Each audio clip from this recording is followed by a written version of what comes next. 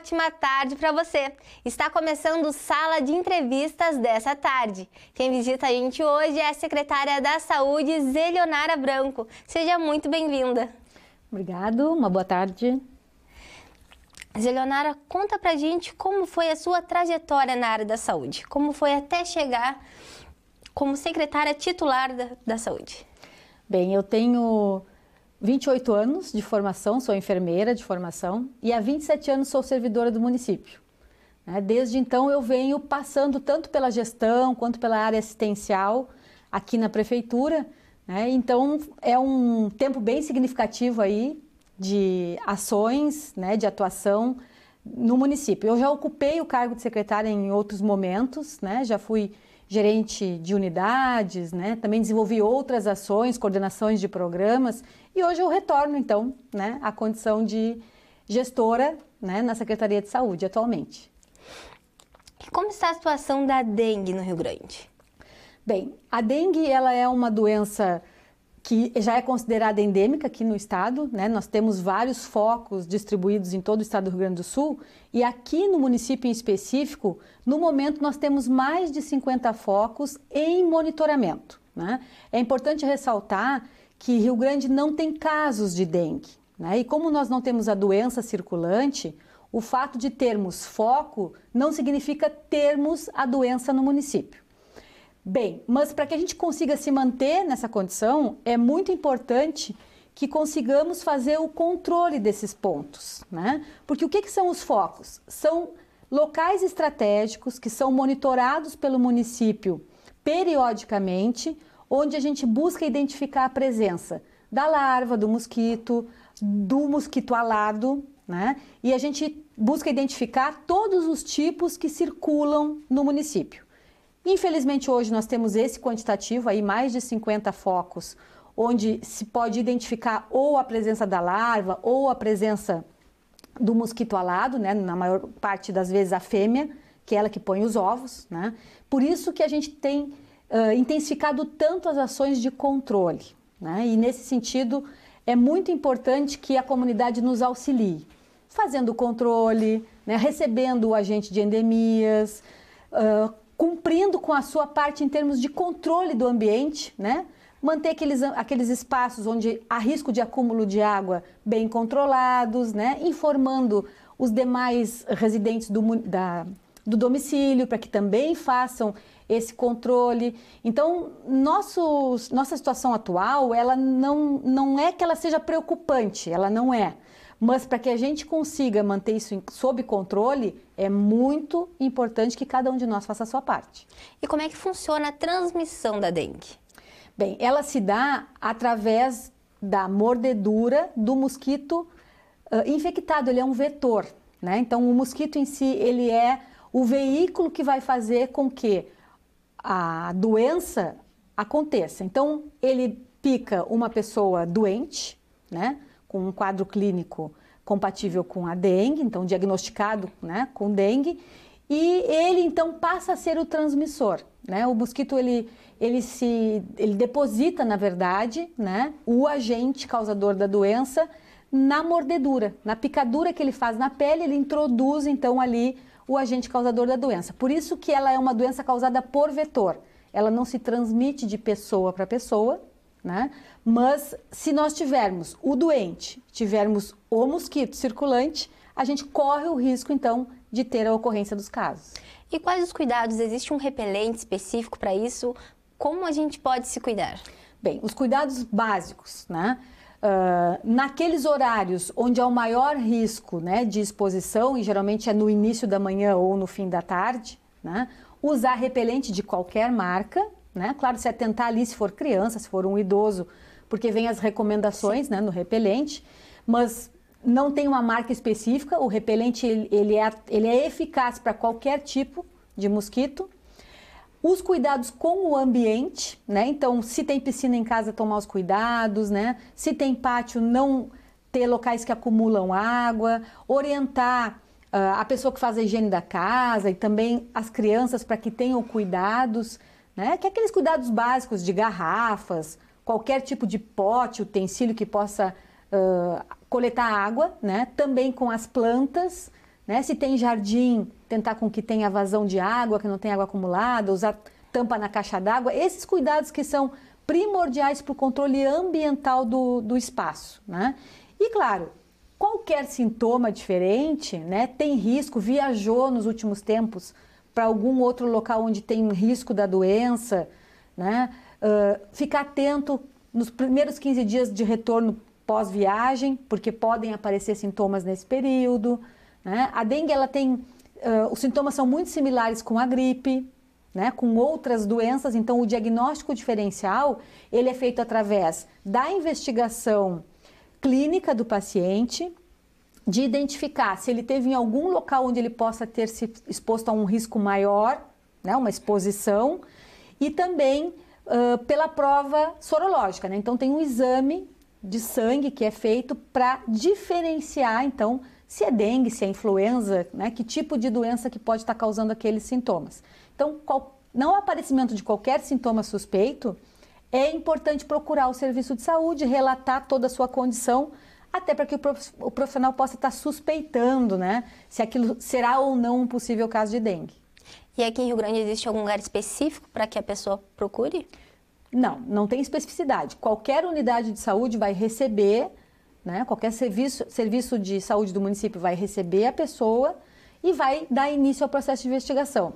Por isso que eu ressalto assim a importância da pessoa relatar, né? Se ela teve em determinado local, se ela viajou, se ela teve contato com alguém que tem sintomas similares a ela, para que se possa então iniciar o processo de identificação e descarte dos possíveis riscos, né, que aquela pessoa apresenta para dengue, assim como para qualquer outra doença. E já existe uma vacina para dengue? Não tem vacina para dengue, né? Infelizmente não tem vacina. As medidas realmente são medidas de controle ambiental, porque não ter o mosquito circulando é o que vai garantir que não haja transmissão. E agora a gente vai falar um pouquinho sobre a Covid-19. Como foi a adesão da vacina aqui na cidade? Bem, o processo vacinal ele começou lá em janeiro de 2021, né? De lá para cá, a gente vem monitorando e observando todo o processo vacinal. Lá no início, é possível a gente dizer que as pessoas tinham um pouquinho mais de resistência, medo até por ser um processo muito novo, não se sabia exatamente como é que ia ser o comportamento vacinal, né? Mas atualmente a gente pode afirmar que Rio Grande é um dos municípios que tem uma das melhores coberturas aqui na nossa região, né? Hoje nós já temos mais de 90% da população na idade vacinável, né, que recebeu vacina, né? E de vacina dose 2, que até pouco tempo atrás ela era considerada esquema completo, primeira e segunda dose, né, nós também temos um percentual bem significativo. Então é isso que permite com que a gente fique um pouco mais tranquilo com relação à proteção contra a Covid. Nos grupos, atualmente a gente está fazendo vacinação para criança, né? A nossa adesão aqui em Rio Grande também foi uma adesão considerada positiva. Nós já temos mais de 70% das crianças na faixa etária vacinadas com dose 1, né? Se comparar com o estado e com o município, com a União, a gente está muito melhor em termos de cobertura, mas ainda é preciso evoluir, né, para chegar aos 90%, que aí a gente tem mais tranquilidade em dizer que tem uma cobertura adequada. E também temos o grupo dos idosos, né, que agora iniciou também a quarta dose, ou chamada dose segundo reforço, né? Essas nomenclaturas elas vão modificando, mas é importante que a população que tem 80 anos ou mais e já faz 4 meses que fez a terceira dose, procure para fazer, né? Porque à medida em que a gente vai avançando nesse grupo, é que a gente pode ir chamando os próximos grupos para serem contemplados. O objetivo do Ministério da Saúde é vacinar toda a população com 18 anos ou mais com a quarta dose, né? Então a gente tem aí um processo de vacinação bem significativo pela frente. E como surgiu a ideia de vacinar as crianças na escola? Bem, surgiu de duas situações, né? Primeiro, de nós identificarmos que muitas crianças não estavam acessando pela dificuldade que os pais têm, né, para levar no horário comercial, na unidade de saúde, ou mesmo que tenha no shopping, no sábado, né? Às vezes não é oportuno para aquele pai e aquela mãe conseguirem levar o seu filho. Como coincidiu com o retorno às aulas, né, nós conversamos com a Secretaria da Educação e elaboramos, então, essa proposta de fazer um processo conjunto, tanto a busca ativa, então identificar daquele público escolar qual a criança que ainda não tinha se vacinado, assim como oportunizar de fazer a vacina já no ambiente escolar, né? É claro que existe todo um processo organizacional para que isso aconteça, né? Crianças menores de 11 anos, elas não podem ser vacinadas desacompanhadas de um responsável. Então, nós tivemos que organizar, junto com as escolas, toda uma, vamos dizer assim, um arsenal de ações, né? Para conseguir com que isso se concretizasse. Mas o resultado foi muito positivo. Que ótimo. Foi muito positivo. Aproveitamos a oportunidade, já fizemos primeira dose para aqueles que não tinham sido vacinados e também realizamos já a segunda dose para aqueles que estavam no intervalo adequado. Então, o resultado foi muito positivo. Esse trabalho está sendo identificado como um dos pioneiros, né? Porque, embora lá São Paulo tenha também começado, só que eles já começaram vacinando em escolas, né? A gente partiu de um outro pressuposto, que foi justamente fazer a busca, proporcionar para aquela família e para aquela criança naquele momento a oportunidade de se vacinar no seu ambiente escolar. E como funciona? Porque eu vi que é programado com a escola e com a unidade básica de saúde, né? Então, os pais precisam estar na unidade básica de saúde junto? Precisam estar na escola. Na escola. Então, vai levar a criança para frequentar a escola no dia, né? Uhum. Aí, algumas unidades fazem já na chegada, outras mais no finalzinho do turno, na hora que vai retirar a criança, né? Foi uma organização porque, como a gente não sabia exatamente que público que a gente ia encontrar, né?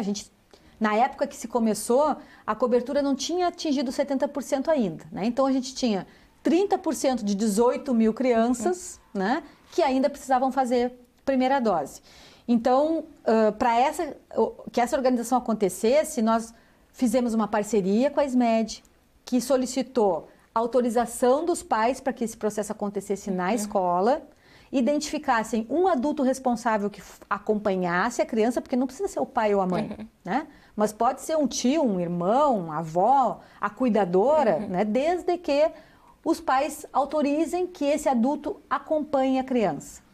E a partir daí, então, a escola nos repassava os dados, nós montamos a agenda, né? E fazemos por agendamento. Então, aquele pai e aquela mãe sabe que naquele dia, naquele horário, comparecendo na escola, acompanhando seu filho, ele vai receber a vacina, né? E vai estar imunizado, né? As equipes foram até as escolas, então, que facilitou muito, né? Isso. O objetivo foi esse, que a unidade de saúde, naquele horário, se deslocasse até a escola para facilitar esse processo. E como está a procura dos testes para a Covid? Bem, caiu bastante, né? Já fazem 4 semanas, né, que a gente tem uma média de 100, 110 testes por semana, porque ele também é um diagnóstico diferencial, né? Então, às vezes a pessoa tem um quadro que é compatível com Covid, mas precisa ser descartado, né? Então, os testes eles continuarão sendo ofertados justamente com esse objetivo e até para que a gente possa, identificando algum caso positivo, imediatamente fazer o isolamento adequado daquela pessoa, né? Mas se a gente comparar aí lá com o que aconteceu em janeiro, fevereiro, que nós tínhamos uma média de mais de 1.000 testes por dia, né? A gente está numa situação bem mais tranquila agora. É claro que é importante ressaltar que permanecemos com a necessidade de tomar os cuidados, né? Por mais que hoje se tenha uma flexibilização do uso de máscara, também da questão dos espaços públicos, né? Da frequência, até inclusive de ambientes fechados, é importante que cada pessoa consiga fazer o seu diagnóstico no seguinte sentido, né? Bem, eu estou com uma rinite, né? Um quadro alérgico, ou tenho a suspeita de que estou com um quadro gripal, resfriada, né? Eu preciso ter consciência de que eu tenho que usar máscara o tempo inteiro, né? De que eu tenho que informar as pessoas do meu entorno que eu estou com algum sintoma, porque também é importante ressaltar que o teste feito no primeiro dia, ele também não é seguro, né? Ele só vai ser eficaz se ele for feito em tempo oportuno, ou seja, com sintomas definidos, depois de pelo menos 3 dias de início de sintomas, ou naquele caso em que o paciente não tem sintomas, mas teve contato com alguém sabidamente positivo, a mesma situação, tem que esperar de 3 a 5 dias para fazer o teste. Só que enquanto espera, tem que ficar isolado, porque senão também, né, não ajuda no controle.